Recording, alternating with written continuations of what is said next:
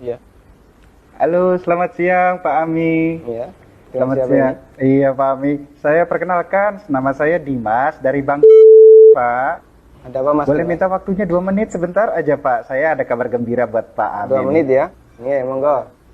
Begini Pak, ceritanya saya ingin menawarkan ada produk kami yang terbaru, Red Card Platinum kami untuk Bapak. Kebetulan Bapak yang terpilih jadi calon nasabah kami. Cashback, melakukan pencairan dana tunai 30 juta, 2 hari Pak pencairannya. Gimana Pak? Bapak tertarik? Apalagi ini belum ada bebasan annual fee tahunannya Baik, Pak. baik.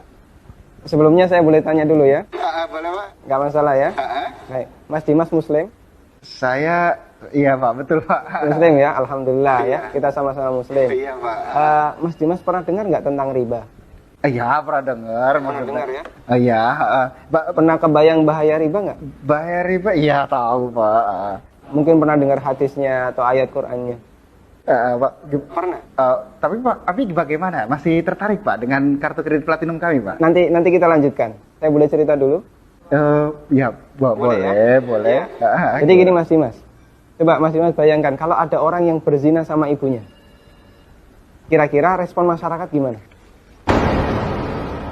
Semua orang sepakat jelek ya. Gimana? Maksudnya gimana Pak? Kalau misalnya ada orang yang berzina sama ibunya, semua orang akan menganggap dia melakukan perbuatan yang maksiat. Ya bejat itu Pak. Wah, bejat sekali ya. Bejat Pak. Baik, kita sama-sama sepakat untuk itu. Iya. Begini, Nabi SAW menyebut bahwasanya riba itu ada 73 pintu. Pintu yang paling ringan, kata Nabi SAW, dosa riba itu seperti berzina sama ibunya, Mas. Itu nilai dosa riba yang paling ringan. Coba kalau Anda tadi tawarkan 30 juta, itu berapa nilai ribanya? Ya, tapi kan... Baik. Saya lanjutkan boleh?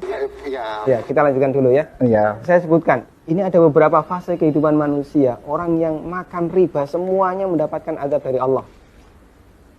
Pertama, ketika di dunia, orang yang makan riba itu ditantang perang oleh Allah.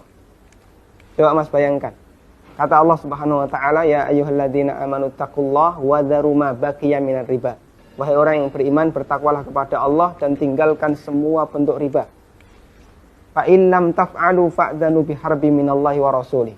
Kalau kamu masih ngeyel, nggak mau meninggalkan riba, umumkan perang dengan Allah dan Rasulnya. Coba, kalau kita ditantang perang oleh Allah dan Rasulnya, kira-kira ada nggak peluang untuk menang? Nggak ada ya? Ampun Pak. Ini yang pertama.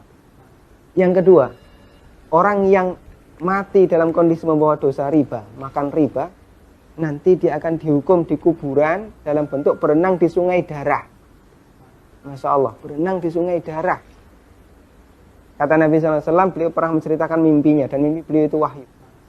Nabi SAW pernah melihat ada orang yang berenang di sungai darah, kemudian di tepi sungai ada orang yang membawa batu. Setiap orang ini berenang menepi, dilempari batu ke mulutnya, kemudian balik ke tengah. Ini yang kedua. Di alam kubur, dia mendapatkan azab berupa berenang di sungai darah. Yang ketiga. Masih ada yang ketiga Pak? Iya. Siap mendengar? Masih sanggup mendengarkan? Iya Pak. Iya, tapi saya lanjutkan ya. Iya Pak. Yang ketiga, ketika orang ini dibangkitkan oleh Allah dari alam kubur, dia dibangkitkan dalam kondisi sempoyongan, Mas. Allah Subhanahu wa taala bercerita, alladzina ya'kuluna riba la yaqumuna illa kama yaqumul ladzi yatakhabbathu syaitan minal mas. Orang yang makan riba, mereka akan dibangkitkan pada hari kiamat dalam kondisi sempoyongan seperti orang yang kerasukan. Iya Pak. Artinya yang lain berjalan normal, dia sendiri sempoyongan. Menyakitkan. Kemudian yang keempat, tadi sebelum hisab ya, ketika dia dibangkitkan sebelum hisab, dia sudah disiksa. Yang keempat, setelah dihisab, orang yang makan riba itu kan makan harta haram ya. Iya Pak. Makan harta haram, Pak. kita sepakat itu. Kalau kemudian daging kita tumbuh dari sesuatu yang haram, berhak nggak dapat surga? Enggak Pak. Layak nggak dapat surga? Enggak Pak. Sementara tempat di akhirat cuma ada 2 pilihan. Kalau nggak surga, neraka Pak. maka kata Nabi SAW, kullu lahmin nabata bin suhtin, setiap daging yang tumbuh dari sesuatu yang haram, kata beliau, annar aulabi. Iya Pak. Neraka lebih layak baginya. Coba Mas Dimas bisa perhatikan, dalam 4 fase kehidupan orang yang makan riba itu semuanya sengsara. Ketika masih hidup di dunia, dia ditantang perang oleh Allah.